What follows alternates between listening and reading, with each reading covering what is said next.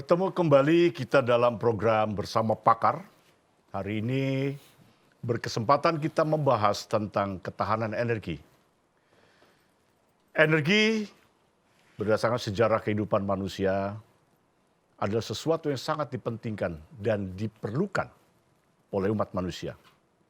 Bergerak ke titik manapun, manusia pasti berkaitan dengan energi.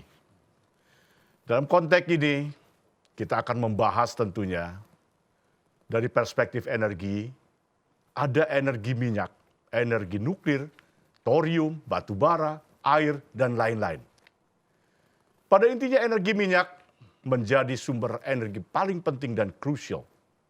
Karena keberadaan energi minyak sangat menentukan bagi keamanan energi suatu negara, konteksnya adalah ketahanan energi. Hari ini hadir dua pakar. Yang pertama adalah Insinyur Bambang Praptomo MMBA IPU.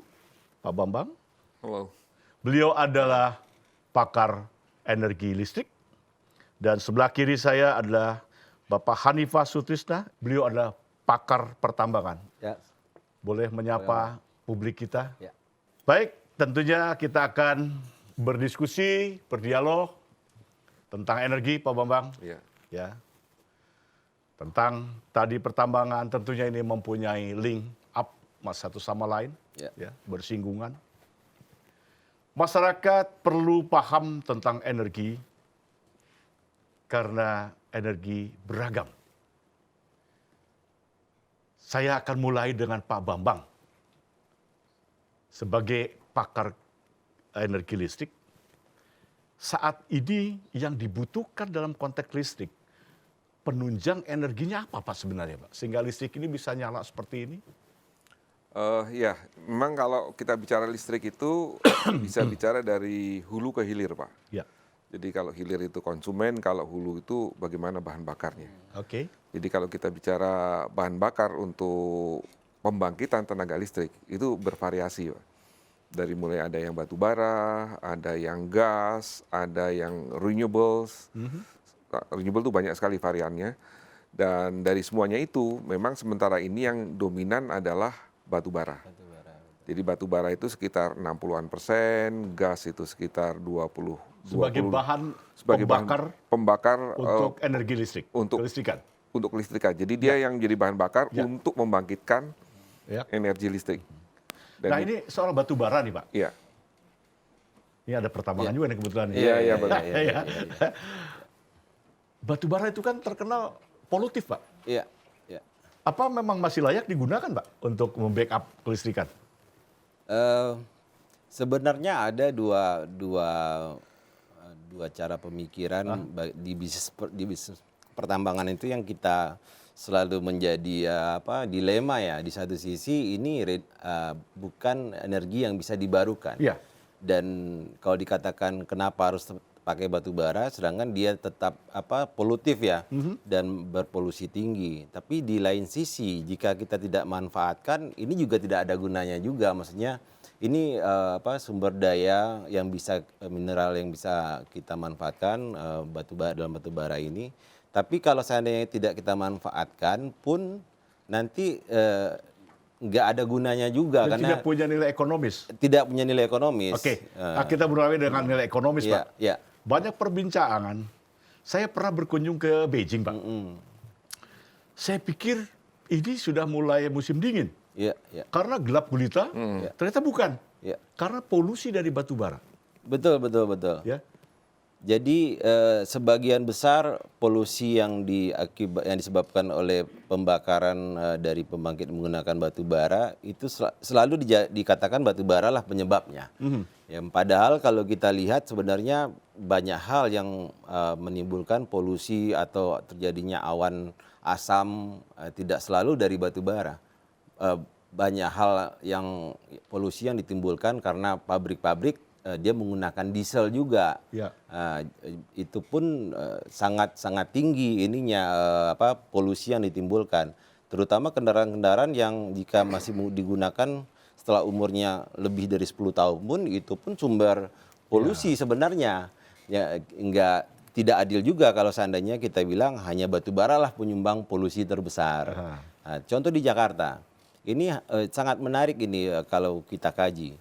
Pada saat COVID-19 ini terjadi, kita semuanya work from home. Nah, boleh dikatakan seputaran Jakarta ini tenang, diam, dan tidak ada kendaraan sama sekali. Artinya udara jadi bersih, Pak ya? Kita berharap seperti itu, Betul. Pak. Kita Iya, berharap iya. seperti itu. Tapi apa yang di terjadi? satu sisi kan listrik malah berkurang katanya, Pak. Iya. Pak ya? Iya. Gimana tuh, Pak? Ya, mungkin menambahkan tadi Pak, Iya. pertanyaan Bapak mengenai polusi Pak. Ya. Sebenarnya batu bara itu dengan teknologi yang sekarang berkembang dengan istilahnya pollution control, Iya. itu sudah sangat diminimalkan sekali Pak. Jadi artinya dengan peralatan yang sudah demikian canggih, itu emisi yang dikeluarkan, emisi bisa banyak, bisa Ya. berupa udara, emisi yang keluar dari air, ya kan, atau yang berupa solid, Ya. itu semuanya bisa memenuhi ketentuan. Cuman memang alat pollution control ini tidak murah. Iya. Nah, Tapi kan kenapa batu bara? perbincangan di masyarakat begini, Pak. Wah, jangan-jangan ini batu bara hanya kepentingan pembisnis saja. Sehingga PLN pada akhirnya tetap aja menggunakan batu bara, nggak mau yang lain. Itu gimana, Pak? Enggak, sebenarnya gini Pak, kalau kita lihat dari harga pembangkit Ya. dari pembangkit batu bara ini, outputnya itu murah Pak. Iya. Jadi karena kita sendiri kan harus membuat listrik itu jadi sekompetitif mungkin. Karena dengan harga pembangkitannya murah, tarif murah, sehingga dia bisa menggerakkan industri hilir. Bisa menciptakan trickle down effect, Pak. Ya. Nah, sementara ini yang kita masih anggap murah, itu batu bara. Ya. Apalagi sekarang batu bara udah dikembangkan dalam skala yang besar, Pak. Ya. Dan skala yang besar, dengan teknologi yang Dikembangkan tuh apakah kapasitas produksi batu baranya atau apanya, Pak? dalam arti kapasitas pembangkitan Ya. dan juga teknologinya. Jadi teknologi pembangkit batu bara ini sudah tidak seperti dulu subkritikal, tapi sudah ultra superkritikal. Iya. Efisiensinya tinggi, kontrol terhadap emisinya bagus, ya tentunya dilengkapi dengan alat pollution control. Sebenarnya untuk emisi ini sudah tidak ada isu lagi. Apalagi sekarang kalau kita bicara mengenai emisi CO2 segala macam itu ada teknologi CCF, Carbon Capture Storage. Jadi si emisi itu bisa di-capture, Pak. Iya. Dimasukkan ke dalam bumi. Bumi ya. Ya, sehingga mereka tidak mengotori. Cuman Tapi sekarang ini di bawah domain siapa, Pak, kalau sudah bicara itu? Kan kalau dari sisi pertambangannya sendiri, yang muncul adalah kepentingan bisnis dan ekonomi perdagangannya ya, Pak ya. Kalau dari sisi PLN kan kegunaannya saja. Nah, ketika terjadi tadi polusi dengan emisi dan sebagainya, dua sisi ini bagaimana kira-kira posisinya nih? Ya, kalau sebenarnya- masyarakat menuntut hal seperti itu. ya sebenarnya kita sih bersinergi aja Pak dengan para penambang-penambang karena kita juga membutuhkan ini Pak. Memang ini menjadi suatu diskusi menarik. Ya. Kalau kita bicara sekarang memang seperti itu Pak baurannya. Jadi batu bara ini masih tetap diperlukan sampai dengan tahun 2000 katakan 24 itu sampai mungkin sekitar 50, dari 60 memang turun jadi 50. Nanti akan diisi dengan renewable, dengan gas. Nah, cuman batu bara ini sampai sekarang belum ada yang mengalahkannya kecuali air. Ya. Itu yang dalam harga sen per kWh-nya itu paling murah. Paling murah. Paling Jadi murah. artinya ketika dibicara tadi kepentingan bisnis pertambangan atau kelistrikan, ini adalah yang paling Paling kompetitif. kompetitif Iya, ya, iya. dibanding sumber energi Yang lain. lain. Nah, tadi Bapak kan pakar pertambangan nih, Pak. Sampai kapan sih sebenarnya batu bara ini tersedia di bumi Indonesia ini? Sehingga kita nanti harus mempertimbangkan ada solusi lain ketika batu bara semakin mengecil seperti halnya minyak? Apa kira-kira, Pak? Gambaran. Sebenarnya kalau dibilang dari cadangan batu bara di Indonesia ini jika dieksploitasi hanya seperti biasa seperti ini, 50 tahun sampai 60 tahun ke depan pun sebenarnya masih ada batu baranya. Ya. Masih ada. Seperti yang disampaikan Pak Bambang tadi bahwa ini termasuk salah satu sumber energi yang murah pada saat ini. Karena ini kita kasih contoh aja. Per sen kWh-nya dengan batu bara itu mungkin hanya 5 sampai 6 sen per kWh-nya. Sedangkan kalau kita gas agak lebih mahal. Dan aturan yang membuat sebenarnya kenapa orang masih memilih batu bara karena beberapa power purchase agreement harganya itu udah dipatok di angka kemarin Pak mantan Menteri SDM matok 6 sen ya Pak Bambang kalau saya tidak salah, mohon dikoreksi ini. Dan ini membuat sebenarnya orang mau beralih ke sumber energi yang lebih mahal pun kalau masih di Jawa harga yang dibayarnya itu sama PLN hanya 6 sen itu gitu loh. Sedangkan kalau seandainya digunakan di Pulau Sulawesi, di daerah timur sana mungkin agak sedikit terbantu ya dengan harga 11 sampai 12 sen bagi yang swasta.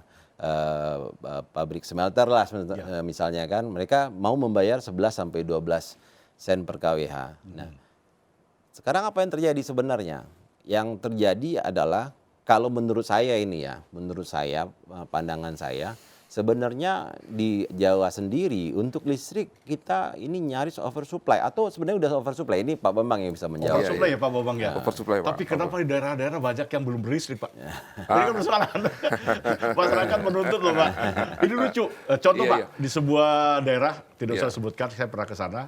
Ada pembangkit tenaga listrik besar. Ya, ya. Tetapi ada sekitar masyarakat tidak punya listrik. Iya, iya. Ketika iya. saya tanya kenapa begini? Iya, Karena Pak kami dianggap tidak ekonomis. Iya, iya, iya. Karena kami hanya 20 rumah. Iya, Nggak, iya. Itu gimana tuh Pak? Iya, Ini iya. menurut saya tidak fair juga Pak Bambang. Iya, Gimana memang, Pak Bambang? memang begini Pak, terus terang kalau kita bicara listrik ini, bicara pembangkit Pak Ya, ya, ya. yang paling besar itu memang di pembangkit Pak unsur yang paling mahal. Karena kalau kita lihat struktur biaya Ya, kelistrikan itu 70% ada di pembangkit, Pembangkit. 30% di transmisi distribusi. Ya. Nah ternyata itu sudah cukup lama lah, pemerintah dan PLN itu sudah tidak mampu lagi bangun Pak.